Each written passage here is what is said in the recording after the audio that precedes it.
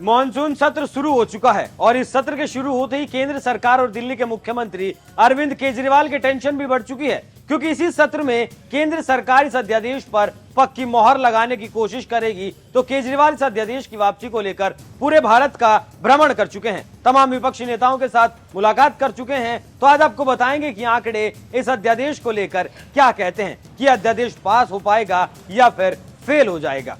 नमस्कार, NMF news देख रहे हैं आप, मैं हूं आपके साथ अभिषेक पुंडी।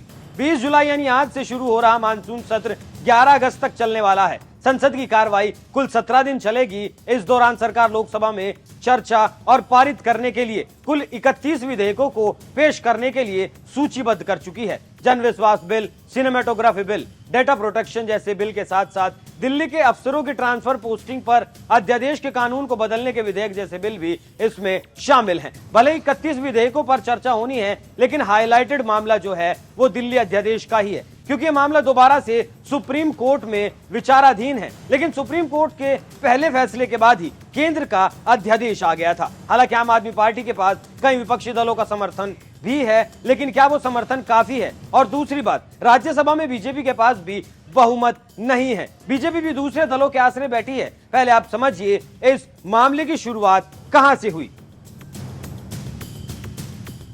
कहां से शुरू हुआ विवाद। दिल्ली की केजरीवाल सरकार ने काफी वक्त पहले सुप्रीम कोर्ट में याचिका दायर की थी कि दिल्ली में चुनी हुई सरकार को अफसरों के ट्रांसफर पोस्टिंग के अधिकार दिए जाएं और ज्यादा मामलों में फ्री हैंड्स दिए जाएं। सुप्रीम कोर्ट ने दिल्ली सरकार के पक्ष में फैसला सुनाते हुए कहा था कि दिल्ली में चुनी हुई सरकार ही बॉस होगी, लेकिन उपराज्यपाल भी उसके काम की समीक्षा करेंगे। इस फैसले के आते ही केजरीवाल सरकार ने धड़ाधड़ अफसरों के ट्रांसफर और पोस्टिंग शुरू कर दिए और सबसे पहले दिल्ली सरकार की गाज उन अफसरों पर पड़ी जो केजरीवाल के शीश महल और दिल्ली की शराब नीति में जो आरोप लगे हैं उन मामलों की जांच कर रहे थे। लेकिन सीएम केजरीवाल की खुशी हफ्ता भर ही चल पाई और केंद्र सरकार ने अध्यादेश लाकर सुप्रीम कोर्ट के फैसले को पलट दिया। इस अध्यादेश में अधिकारियों के ट्रांसफर और पोस्टिंग पर आखिरी फैसले का अधिकार एक बार फिर से उपराज्यपाल को दे दिया गया। अब इस अध्यादेश को संसद में पास कराना होगा, जरूरी है, जिसके बाद ही ये कानून बनेगा। लेकिन ये अध्यादेश कानून ना बने, उसके लिए सीएम केजरीवाल ने भी जी तोड़ मेहनत की है। पंजाब के मुख्यमंत्री भगवंत मान को लेकर वो हर विपक्षी दल से मिले और ज्यादातर ने केजरीवाल के समर्थन करने की बात की और उनका मान रखा। उन्हें आश्वासन दिया कि वो संसद में इस बिल का विरोध कर देंगे। अब यहाँ एक बार आंकड़ों पर नजर घुमा लेना जरूरी है, क्योंकि बातें तो 2 महीने से बहुत चल रही हैं। सीएम केजरीवाल का कहना है कि वो इस अध्यादेश को कानून नहीं बनने देंगे और केंद्र सरकार का कहना है कि वो इसे कानून बनाकर रहेगी।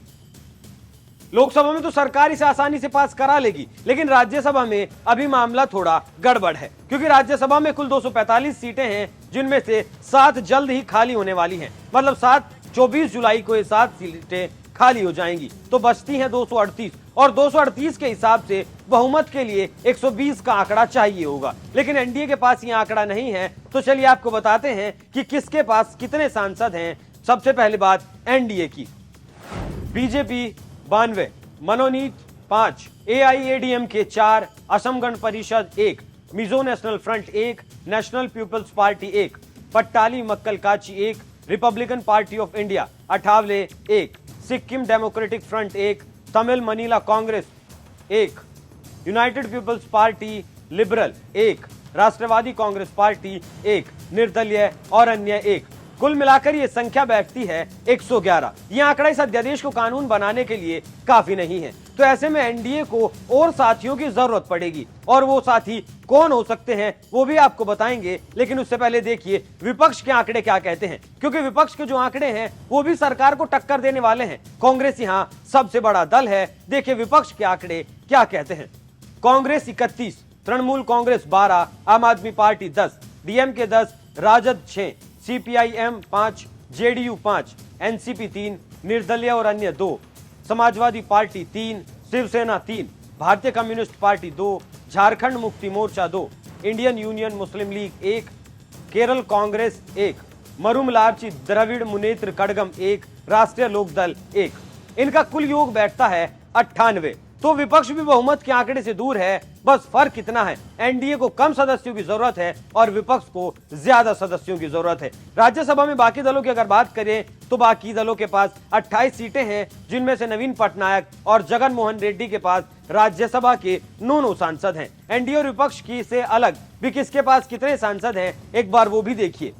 बीजू जनता दल 9, वाईएसआर कांग्रेस 9, भारत राष्ट्र समिति 7, BSP 1, Janata Dal secular 1, Telugu Desam party 1 और इनका कुल योग बैठता है 28। केंद्र के पास बहुमत नहीं है, फिर भी केंद्र का दावा है कि वो इसे राज्यसभा में आसानी से पास करा लेगी, क्योंकि अक्सर देखा गया है जब भी प्रधानमंत्री मोदी को ऐसे किसी मुद्दे पर, ऐसे किसी मामले पर विपक्ष की जरूरत पड़ती है तो नवीन पटनायक और जगन मोहन रेड्डी उनके साथ आकर खड़े हो जाते हैं। लेकिन अभी तक इन दोनों दलों ने सार्वजनिक तौर पर अपने पत्ते नहीं खोले हैं, तो देखना होगा कि उनका स्टैंड इस बिल पर क्या रहने वाला है। एक तरफ जहां विपक्षी दल अध्यादेश के खिलाफ एकजुट नजर आ रहे हैं, तो वहीं सरकार के लिए भी इसे पास कराना बहुत जरूरी है। यह अध्यादेश अब केवल दिल्ली बनाम केंद्र सरकार का झगड़ा नहीं रह गया, बल्कि झगड़ा अब सत्ता पक्ष बनाम विपक्ष की लड़ाई में तब्दील हो चुका है। हालांकि दिल्ली और केंद्र के बीच होने वाली तल की कोई नई बात नहीं है, लेकिन केजरीवाल जब से सीएम बने हैं उसके बाद से केंद्र और दिल्ली का टकराव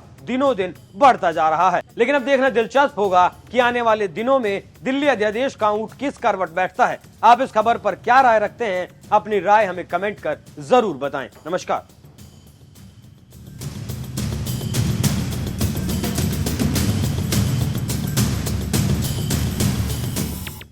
I think it is important because Mr. Narendra Modi got a chance to rule the country for the last 10 years, and he has made a complete mess of almost every sector in the country. He has created so much of hatred amongst the people. The economy is in shambles. There is so much of inflation. There is so much of unemployment in all sectors. So now I think it's a time that people of this country want to get rid of him. So everyone needs to come together. And I think it is important because Mr. Narendra Modi got a chance to rule the country for the last 10 years, and he has made a complete mess of almost every sector in the country. He has created so much of hatred amongst the people. The economy is in shambles. There is so much of inflation. There is so much of unemployment in all sectors. So now I think it's a time that people of this country want to get rid of him. So everyone needs to come together.